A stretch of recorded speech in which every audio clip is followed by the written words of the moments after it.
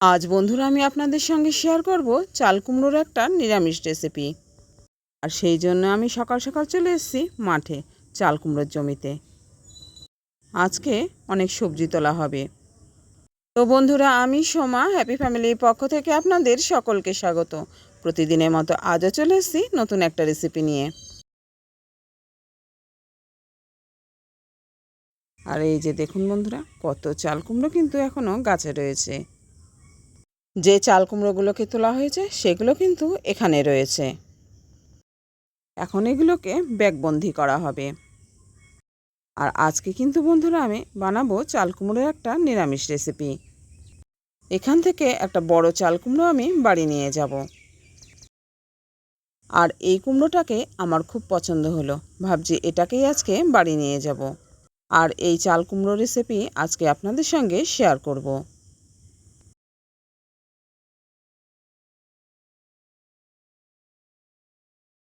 আজকের আকাশটা খুবই মেঘলা, রোদ ওঠেনি।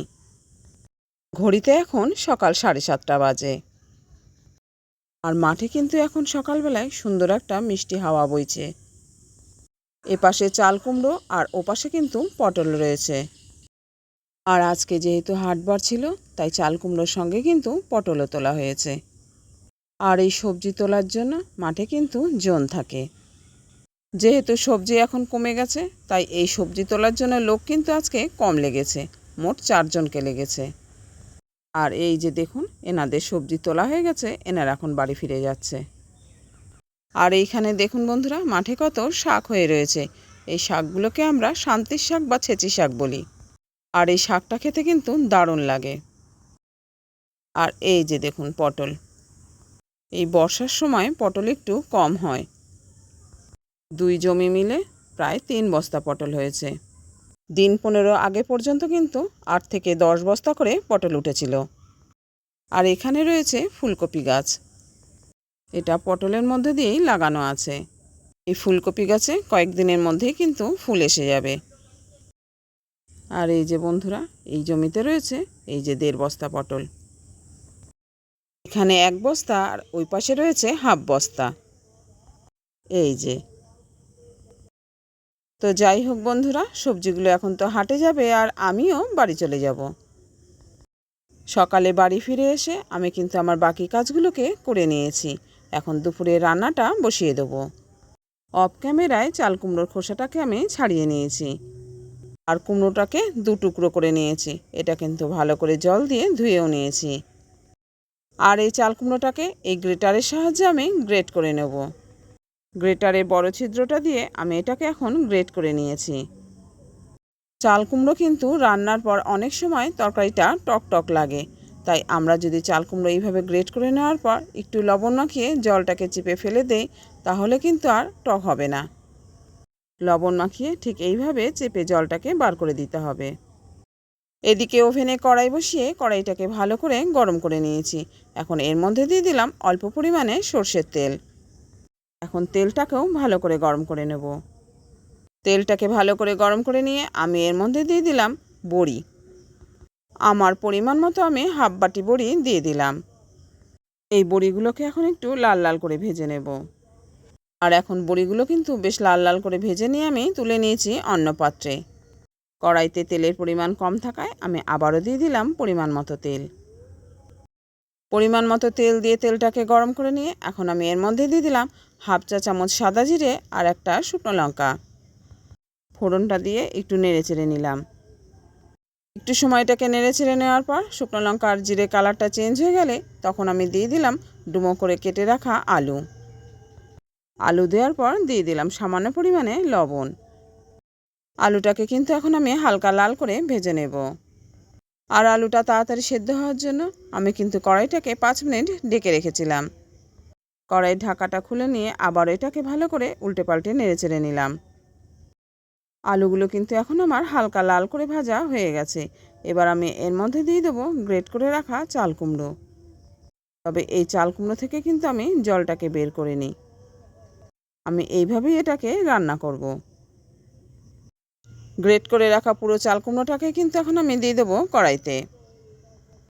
বন্ধুরা, প্রতিদিনের মতো আজকের রেসিপিটাও আপনাদের কাছে কীরকম লাগছে জানাতে কিন্তু ভুলবেন না। যদি ভালো লেগে থাকে অবশ্যই কিন্তু একটা লাইক দিয়ে সুন্দর একটা কমেন্ট করে জানাবেন। আর আমি কিন্তু বন্ধুরা সব সময় অপেক্ষায় থাকি আপনাদের কাছ থেকে সুন্দর একটা কমেন্ট পাওয়ার জন্য। আর লক্ষ্য করেছেন বন্ধুরা, চাল কুমড়োটা দেওয়ার পর কিন্তু আমি দিয়ে দিলাম এখানে পরিমাণ মতো লবণ আর হলুদ। লবণ হলুদ দিয়ে এটাকে এবার ভালো করে মিশিয়ে নেব। চাল কুমড়ো তো আপনারা অনেকেই অনেক রকম করে খেয়েছেন, তবে আজকে আমি এটাকে যেভাবে বানালাম সেটাই শুধু আপনাদের সঙ্গে শেয়ার করলাম। লবণ হলুদ দিয়ে ভালো করে নেড়েচেড়ে নিয়ে এখন কড়াইটাকে ঢেকে দিলাম আমি 10 থেকে 12 মিনিটের জন্য। ফিরে এলাম 10-12 মিনিট পর। আর আমি কিন্তু মাঝখানে একবার কড়াইয়ের ঢাকা খুলেগুলোকে ভালো করে নেড়েচেড়ে দিয়েছি। আর এই 10-12 মিনিটে চাল কুমড়ো কিন্তু প্রায় 80% সেদ্ধ হয়ে গেছে। আর আলুগুলো পুরো সিদ্ধ হয়ে গেছে। এই যে লক্ষ্য করুন, আলুটা কিন্তু পুরো সিদ্ধ হয়ে গেছে। এভাবে এটাকে আরও 3-4 মিনিট নেড়েচেড়ে এখন আমি এর মধ্যে দিয়ে দেবো ভেজে রাখা বড়ি। ভাজা বড়িগুলোকে আমি কিন্তু হামাল দিস্তার মধ্যে ছোট ছোট টুকরো করে ভেঙে নিয়েছি। এইভাবে আধ ভাঙা করে বড়ি দিয়ে চাল কুমড়ো রান্না করলে কিন্তু দারুণ লাগে খেতে। ভাঙা বড়ি দিয়ে এটাকে আবারও ভালো করে একটু নেড়েচেড়ে নেব। আর এদিকে কিন্তু আমি অফ ক্যামেরায় মশলাটাকেও রেডি করে নিয়েছি। এই মিক্সি জারে চা চামচের 1.5 চামচ কালো সর্ষে আর সঙ্গে ঝাল অনুযায়ী বেশ কয়েকটা কাঁচা লঙ্কা কিন্তু আমি সামান্য পরিমাণে জল দিয়ে পিষে নিয়েছি। এখন এই মশলাটাকে দিয়ে দিলাম কড়াইতে। আর মিক্সি জারে যেটুকু লেগে আছে সেটাও কিন্তু আমি সামান্য পরিমাণে জল দিয়ে ধুয়ে নিয়ে নেব। মশলাটা দিয়ে খুব ভালো করে এটার সঙ্গে মিশিয়ে নিতে হবে। এইভাবে সর্ষে বাটা দিয়ে যদি কখনো চাল কুমড়োর ঘন্ট না খেয়ে থাকেন তাহলে আমার এই রেসিপিটা ফলো করে কিন্তু একবার হলেও খেয়ে দেখতে পারেন। এটা গরম গরম ভাতের সঙ্গে যেমন ভালো লাগবে খেতে, তেমনি কিন্তু রুটি বা পরোটার সঙ্গেও অসাধারণ লাগবে খেতে। মশলাটা দিয়ে ভালো করে নেড়েচেড়ে নেওয়ার পর এবার আমি এর মধ্যে দিয়ে দিলাম সামান্য পরিমাণে কয়েক দানা চিনি। এই চিনিটা দেওয়ার কারণে কিন্তু এর টেস্টটা অনেকটাই বেড়ে যাবে। এবার দিয়ে দিলাম চা চামচের 1/2 চামচের একটু কম চালের গুঁড়ো। যে কোনো ঘন্ট রেসিপিতে এরকম আটা কিংবা ময়দা অথবা চালের গুঁড়ো পিটুলি কিন্তু দিতে হয়, তাহলে তরকারিটা কিন্তু একটু আঠালো হয়। এবার এটাকে ভালো করে নেড়েচেড়ে নিয়ে এর লবণের পরিমাণটা কিন্তু আমি চেক করে নিলাম। সামান্য পরিমাণে লবণ কম থাকায় আমি দিয়ে দিলাম পরিমাণ মতো লবণ। লবণ দিয়ে আবার এটাকে ভালো করে মিশিয়ে নেব। রান্নাটা কিন্তু এখন প্রায় হয়ে গেছে, তবে নামানোর আগে কিন্তু আমি 1/2 চামচ পরিমাণে দিয়ে দেবো ঘি। যে কোনো নিরামিষ রেসিপিতে যদি সামান্য ঘি দিয়ে সেটাকে রান্না করা যায় তাহলে এর টেস্ট আর সেন্ট কিন্তু অসাধারণ হয়। এখানে আমি আমার পরিমাণ মতো খুবই অল্প পরিমাণে ঘি দিয়ে দিলাম। আর আপনারা চাইলে এটাকে বাড়িয়েও দিতে পারেন অথবা স্কিপও করতে পারেন। আর এখন কিন্তু আমার চাল কুমড়োর নিরামিষ ঘন্ট রেডি হয়ে গেছে। এখন গ্যাস ওভেনটাকে অফ করে এটাকে নামিয়ে নেব একটা সার্ভিং বলে। তাহলে বন্ধুরা, আজকে নিরামিষ চাল কুমড়োর ঘন্ট আপনাদের কাছে কীরকম লাগলো জানাতে কিন্তু ভুলবেন না। ভালো লেগে থাকলে অবশ্যই লাইক কমেন্ট ও শেয়ার করবেন। আর চ্যানেলে নতুন কোনো বন্ধু এসে থাকলে চ্যানেলটিকে সাবস্ক্রাইব আর ফলো দিয়ে আমার পাশে থেকে যাবেন। আর হ্যাঁ বন্ধুরা, সাবস্ক্রাইব করার সময় পাশে থাকা বেল বাটনের অল অপশানটা সিলেক্ট করে রাখবেন। তাহলে যখনই কোনো আমি নতুন ভিডিও আপলোড করব সঙ্গে সঙ্গে তার নোটিফিকেশান আপনি পেয়ে যাবেন আর আপনি আপনার সময় মতো সেটাকে দেখে নিতে পারবেন। আজ তাহলে এই পর্যন্ত বন্ধুরা, ফিরে আসছি নেক্সট ভিডিওতে অন্য কোনো রেসিপি নিয়ে। ভালো থাকবেন, সুস্থ থাকবেন আর এইভাবেই আমার সঙ্গে থাকবেন। এত সময় ধৈর্য সহকারে যে সকল বন্ধুরা এখনও আমার সঙ্গে রয়েছেন তাদের জন্য রইল অনেক অনেক ভালোবাসা আর শুভকামনা।